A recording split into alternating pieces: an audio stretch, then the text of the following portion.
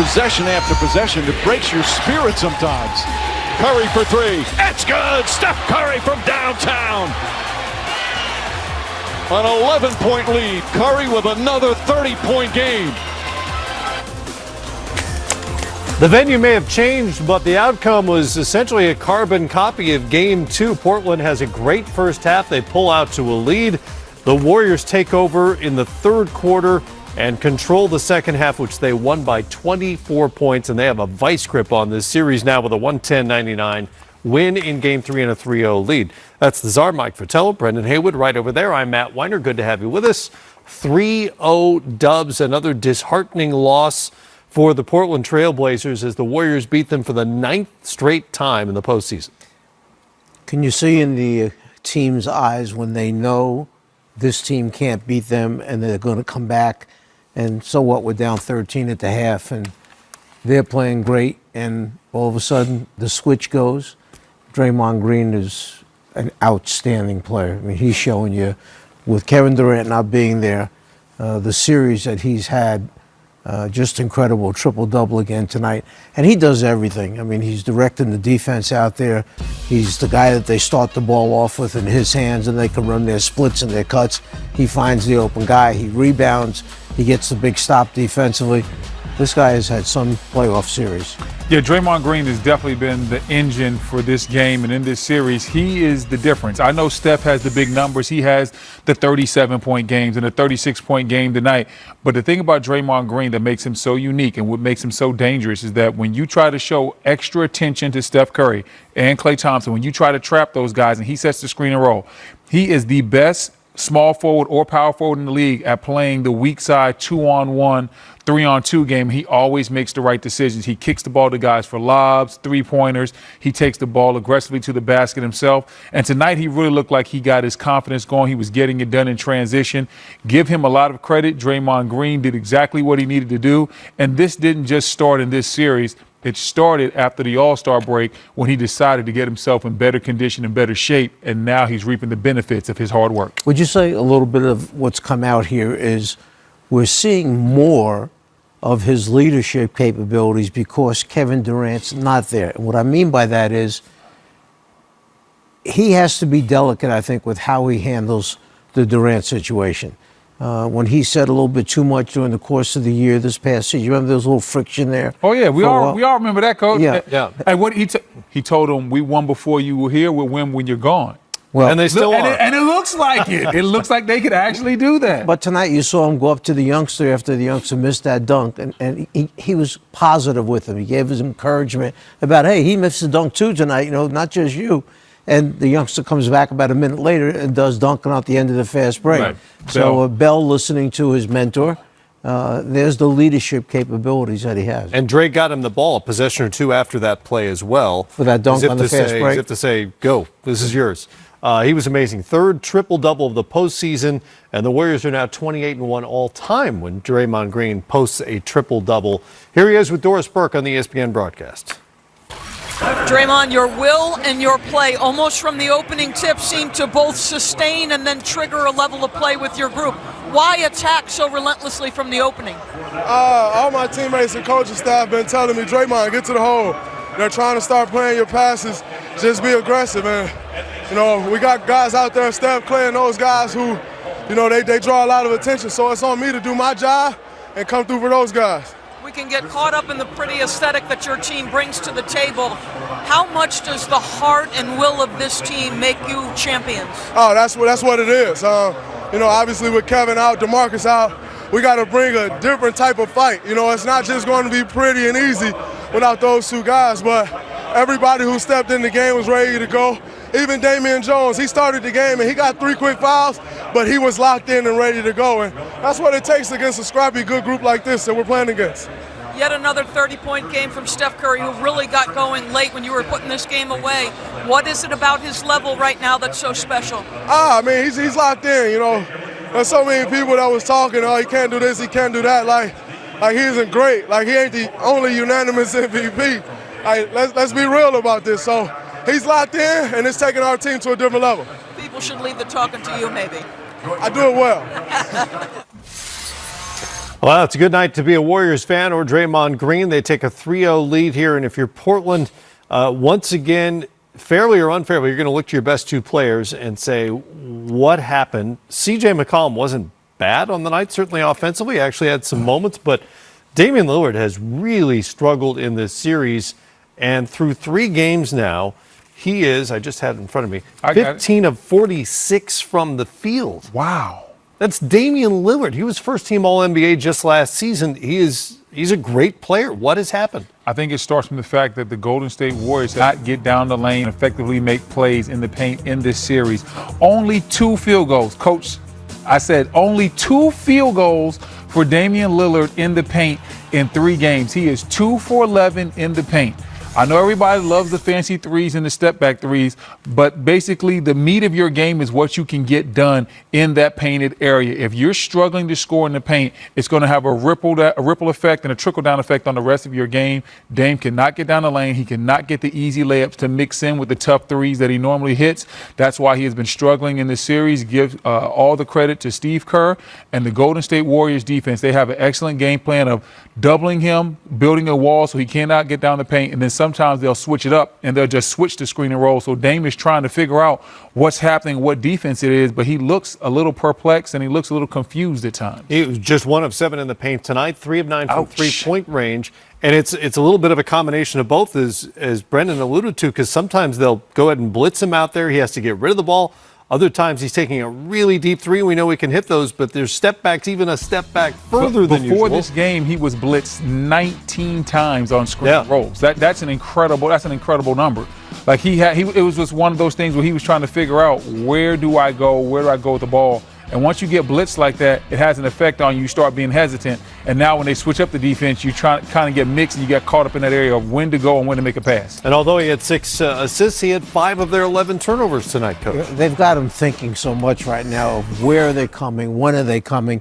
Anytime it's the last shot of a quarter underneath 24 seconds, Damian has the ball in his hands and they wait till it gets to about 11 or 10. Here comes the second Golden State guy saying, we're taking it out of your hands. You're going to have to throw it to somebody else to try and make a shot. And the other thing is, when you go two-time a player, so many of the other teams, the normal teams, don't have the athleticism or basketball IQ that Golden State has.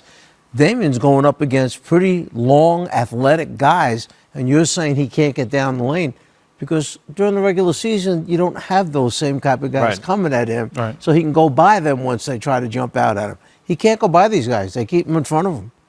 Yeah, how many times did you see Jerebko or Jordan Bell or another of the bigs out there on the perimeter causing him problems, and he winds up with 19 points tonight, but a minus 23, which was the worst number of any Blazer tonight. This is the exact same defense that the Pelicans threw at him last year. He didn't solve it last year, and those who don't learn from history are doomed to repeat it. Dame is going to have to look at the film of the Pelican series last year and this series against Golden State and understand when he can pick and choose and find his spots against this type of coverage. Because guess what? When the playoffs come next year, somebody's going to run this exact same coverage back, and he has to have the answers at that point. You forgot to mention, you mentioned Steve Kerr. You forgot to mention Rod Adams. Okay, he's the defensive guy for Golden State. So you taught me something. See, I didn't know he was the defensive guy. He's their defensive coordinator. See, that's why we got you up here, Coach, to drop those gems. This year, Coach, this is going to be a sweep. Well, you think it's going to be a sweep? I was wrong tonight in picking the winner, right? You think it's going to be a sweep? Yeah, I guess right now it could be. Hey, Jeremy, you got a broom back there, man? It's interesting because the Warriors are already without Kevin Durant, obviously, and Andre Iguodala didn't play much down the stretch because apparently he tweaked his calf tonight along the way. So he only played 17 and a half minutes tonight. The Warriors are losing bodies. They would love to get all the rest they could, obviously, for the NBA Finals. Well, look, if it's a slight, we don't know the extent of the injury. If it's a Kevin Durant type of tweak, that's one thing. But if it's a slight and they know that they're up 2-0 at the time and they're playing well when they're coming back, you let them rest. You're going back home again. Yeah. By the way, this is the 22nd straight playoff series in which the Golden State Warriors have won at least one road game. That is a remarkable, remarkable number. You guys know what it's like. It's different on the road in the playoffs. It's supposed to be harder, right? And especially against a team like Portland. Portland was one of the great home crowd. One of the best home teams we have in the NBA this year. They score, what is it, 14 more points per game at home in the playoffs? So, like, they went out there. They normally get their job done at home, but they weren't able to do it against Golden State. You could really see players on Portland's team that the stage was too big for them. Yeah. I mean, they'd be wide open for a shot and they'd miss the rim by 2 feet. That can't happen if you hope to win. And that's the reason why they're double teaming their stars, because they want the ball to find those other guys. Exactly. And they don't feel that even though Myers Leonard had a great game tonight, Golden State doesn't feel guys like Maurice Harkless, Aminu, Myers Leonard. They don't feel those guys can hit enough shots to beat them. Aminu's not a star, but he's been exceptionally quiet in this series so far. Myers Leonard was the hero of the first half, very quiet after halftime as well. The Blazers as a team were, and they missed a bunch of free throws, 20 of 33 from the free throw line. Let's take a look at how it played out. Great venue, great fans there in Portland as Steph Curry and the champs come to town to take on Damian Lillard. And the Blazers, backs firmly up against the wall, down 0-2. Lillard to C.J. McCollum for 3. It was looking good early for Portland. They started out the game on fire. You know, even then, though, in the first quarter, when they were good, it felt like at home maybe there should have been a little wider separated. It was the second quarter when they really got things going. As you see, Steph knocked down that 3. And then Clay to Jordan Bell for the little baseline jumper. Game tied at 29. Happy for Jordan Bell. Hey, he was buried on that depth chart, but he kept working hard, and he's been ready when they've called upon him. This looked like a story in the second quarter as the Blazers bench made things happen. They go on an 18-5 run. Evan Turner and then Enes Kanter doing what he can in the minutes he's been being given along the way. He played just 7 of them tonight, had 7 points. Yeah, but that bench didn't perform the same way the second half down the stretch the way they did in the first half. We're running Iguodala with the dunk. Portland's lead is 10. And then Lillard with the steal. And running the floor is Myers Leonard. Little stutter step, but he gets it to go. 4 steps is okay. Oh, that wasn't 4 steps. Stutters. Come on, coach. Stop being a hater. Myers Leonard was taking off on that play. Myers Leonard getting just his 3rd start of the season, led the Blazers in scoring at the half with 13.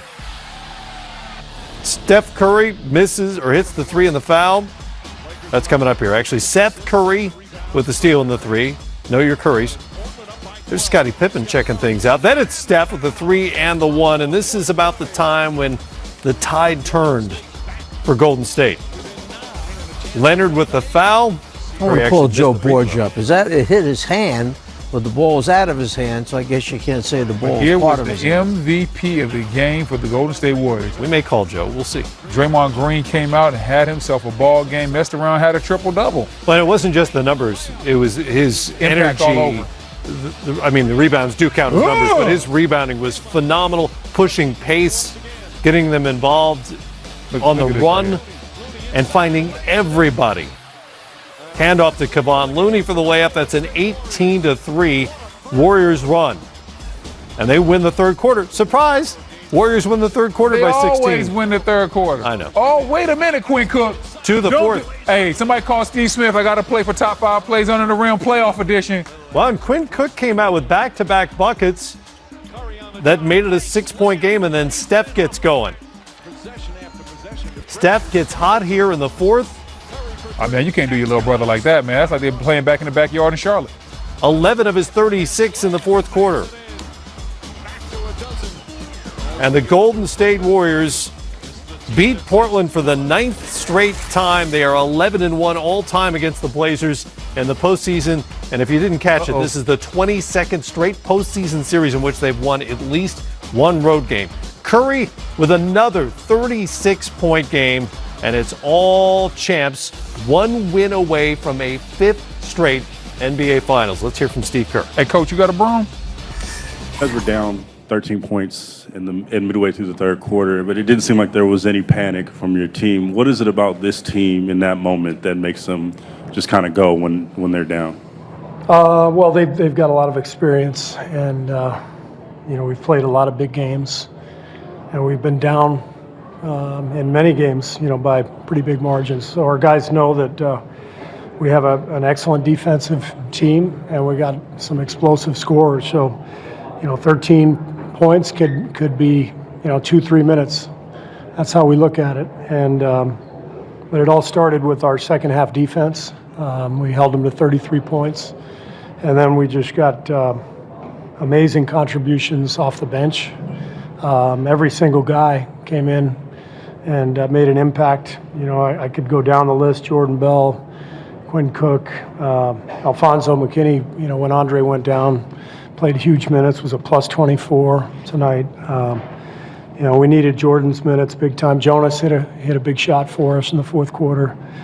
And then I don't even know what to say about Draymond. I mean, he was like a wrecking ball out there. He was just destroying everything in his path. The pace that he was generating was incredible, and it just seemed like he never got tired. Kerry Eggers, Portland Tribune. Steve, second half, was it just a matter of playing better, or did you make some adjustments? What was the difference? Mainly just playing better. It's such a long game. That's the thing you learn. When you've been in the NBA for a while, there's time for so many swings in the game itself, and especially these days. So many 3-point shots taken, a lot of possessions, and so. Our guys know that. They've been through it, and so when we were down, we knew we could get back in it. And again, the defense is what allowed us to do that. John Dickinson, 95.7 The Game in San Francisco. Steve, you mentioned Draymond, but just the relentless pressure of both ends. I mean, he was getting the ball and just pushing it. Do you feel that constant push has worn the Blazers down maybe as the series has gone on? Well, I don't know about that, but it set a tone for tonight's game. He was doing it in the first half, which allowed us to kind of hang around when we weren't playing well. And then he did it throughout the second half. And, when he's coming downhill like that, it puts a lot of pressure on the defense in the paint at the rim, and then you've got shooters on the perimeter, and he's a great passer. And so he's got a lot of options. And what I liked tonight was he only had 2 turnovers. With all the offensive possessions, all the pushing in transition, he made great decisions all night. So it's one of the best games I've ever seen Draymond play. Steve Metchnam and Barrier News Group. What went into the decision to start Damian, and after he picked up a couple of quick fouls, what did you like out of Kevon and Jordan tonight? Well, we liked Damian's size and athleticism, and so we wanted to start the game with a little more, verticality at the rim and ability to cover ground from our big guy. It's a lot to throw on his plate at this point. He hasn't played in 4 or 5 months. I probably threw him out there a little too soon, but it's a good experience for him too. But he picked up the early fouls, and then, with what Portland did, they made some nice adjustments, and the way they played was a better matchup for Jordan Bell, and Jordan came in and played extremely well. Hey, Steve, what was going on with Andre Iguodala in this game? Injury? He was sore, I think lower leg. He just had some soreness, and he's going to get an MRI tomorrow. So we didn't want to risk anything and put him back in the game. So when we took him out mid-third, trainer said that'll be it for him. So we'll know more tomorrow. Anthony Slater with The Athletic. You're plus 55 in the second half of the series. How much do you think, kind of, the way your minutes distribution in the series is going, how much do you feel like you guys maybe have the fresher legs in the second half? I'm sorry, I couldn't hear Plus that. 55 in the second half. Plus 35? 55 in the second half in this series. In the second half, yeah. You're giving spread minutes all around. Do you think you guys have the fresher legs? I don't know about that. I just think that our bench is giving us great minutes, and that's been really key for us. Even on the road in a game when we were down 18 points, none of our starters played 40 minutes in a playoff game. So I mentioned the contributions off the bench and the number of contributions, the number of players who came in and contributed. I think that's a real key. We can keep the game moving and really, gain gain traction in the game when those guys are out on the floor. That fourth quarter run was really key for us. On your left, coach, front row. It's Steve, Mark, Medina Bay Area News Group. Obviously, Draymond has had a lot of games like this in his career, but do you think this is his best stretch of games of his career? He's done so much here. It's hard to look back and say what's his best stretch. I just know he's playing unbelievably well right now. He's playing with force. He's playing with discipline. He's playing under control. He's not letting anything bother him. Officiating, bad shots, turnovers. He's just moving on to the next play. So from that standpoint, it's as good as he's ever been. Right back. Mark White, NBC Sports Bay Area. What's been the key to kind of maintaining discipline and pressure defensively against Lillard and McCollum in this series? Well, they put so much pressure on us, and I'm not sure we were that disciplined tonight. We jumped at, I think, three-point shots where they drew fouls, so we gave them 9 free throws. But we're just trying to put, as many defenders on those guys as possible because they're amazing scorers, and you can't stop them with one guy. So we're just trying to have a lot of help defense available, and send fresh bodies in there and do the best job we can. Colin Ward Henninger, CBSSports.com. Because of the way you guys play, your pace, you score a lot of points, you shoot a lot of threes, and kind of the soft-spoken nature of most of your stars, Draymond excluded. Most of them. Most of them. Do you think that the toughness of this team has been underrated over this run that you've had? Maybe it's just not highlighted, but it's so hard to win a championship in this league. The competition is so fierce, and it's a 2-month journey once the playoffs start. And they've been to the finals 4 times, so that tells you all you need to know about their toughness and their competitive desire. Steve, Mark Schwartz, ESPN. With Kevin Durant out, everybody's called on to do more. But in Draymond's case, does Kevin's absence affect him, especially in the way that he's able to initiate, to run down the floor the way he was doing tonight? I think the biggest thing is he has the ball in his hands a lot more. With Kevin out, it's a guy who was averaging 34, 35 points a game in the playoffs when he went out. I think, the best player in the NBA right now, Kevin Durant. And so Kevin obviously is going to have the ball in his hands an awful lot. So he goes down, and all of a sudden that changes the responsibility of a few different players. It provides more opportunities for the bench, but it puts the ball in Draymond's hands a lot more. So you can look up the usage rate on one of those websites and figure it out. Ethan probably knows. Steve, Jeffrey C. Arnold with the Oregonian. Steph really took over early in the fourth quarter. Did you get a sense that maybe he sensed that this was an opportunity to really kind of put them away in this third game? I think we all sensed that. We've been down this road before many times. We've been up 2-0 quite a bit, and I don't think we've been that great in game threes over the years. And that's all we talked about the last 2 days was we have an amazing opportunity to seize control here. And so I think that's what this was about, was respecting our opponent, knowing the magical run they've been on, how tough they are to beat in this building, and understanding that this is the game. You come up here for 2. The first one is the one you want to get, because if you don't get the first one, the second one becomes much more difficult. So I think our guys understood the sense of urgency and played that way, especially in the second half. Last question, front row. Steve, following up on that, Nick Friedel, ESPN.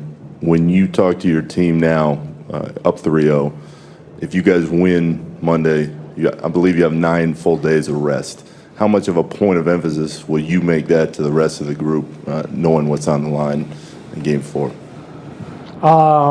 We won't talk about anything other than Game 4. What's after that doesn't matter. It may be Game 5.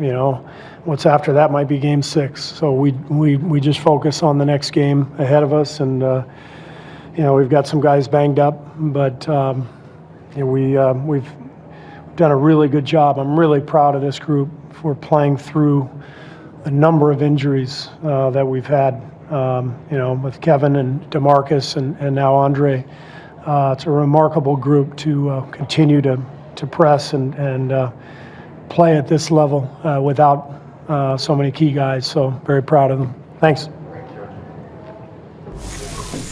A couple of misperceptions about the Golden State Warriors based on where they were a few years ago. That they take a lot of threes, for instance. They only took 26 tonight, which is not a ton for an NBA team. And that they're not as tough as, or they're tougher than people maybe think they are. This was a tough effort in terms of who was on the floor, what they were getting done.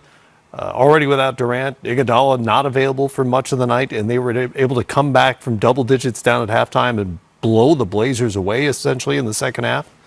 Don't forget to mention Cousins hasn't been around either. Sure, yeah. Another one of the starters. You're down Cousins, you're down Durant, two-time MVP in the finals, and now Iguodala gets hurt during the course of the game. This team we associate toughness with banging and beating people up and the physicality part of it. And this team is so tough here mentally that they understand who they are. They know what they're capable of doing. It starts at the defensive end. They'll all tell you that. And they're covering for a couple guys that are out there that aren't the greatest defenders, but they do a lot of other things. This was a character win. This shows the character that's in that locker room. There's no KD, and we learned that in the Houston series. They're not going to make excuses. They go into this series, they go ahead and they take care of business. Now this win, they're still depending on a lot of guys on the bench. Iguodala doesn't play for a large part of this game. Nobody makes any excuses. Nobody hangs their head. Nobody gets down on themselves, even though in these last two games they've been down by double digits in the second half. They come out, they take care of their business, and they systematically take you apart. This Golden State, to a certain degree, I think we forgot what they were before Kevin Durant got there. And we've taken Steph Curry in this backcourt and Draymond Green and a lot of these guys for granted, and now they're showing us, hey, y'all forgot, we will remind you what we were. Czar, hold that thought. We'll get to Terry Stotts in Portland. Our offense fell apart. We missed some shots, took some tough shots, didn't move the ball as well. They were scoring, so we were taking it out of the net, didn't get any transition. So said at the beginning of the series, to beat Golden State, you got to be able to score. And, scoring 33 in the second half is not going to do it. ESPN, Terry, why has it been so difficult for Dame to get going in this series offensively? I think the double teams, obviously the trapping is designed to get the ball out of his hands so he doesn't have the same freedom. I think they're good one-on-one defenders. Some of it's missing shots. He gets to the rim, he hasn't finished around the rim as well, but I don't know if it's one thing. Obviously their defense is part of it. Missing some shots, getting them some easier shots is tough. In the back on the left, please. Jamie Goldberg from the Oregonian. You made the decision to start Myers Leonard. Why did you make that decision, and what do you think he gave you in this game? He had a terrific first half, like the rest of the team. I liked his spacing. I liked the way he played in Game 2 in Golden State. He can space the floor, and he and Dame, he and CJ have a good two-man game, and obviously is designed to help our offense a little bit. So it looked really good in the first half, not so much the second half, but that wasn't his fault.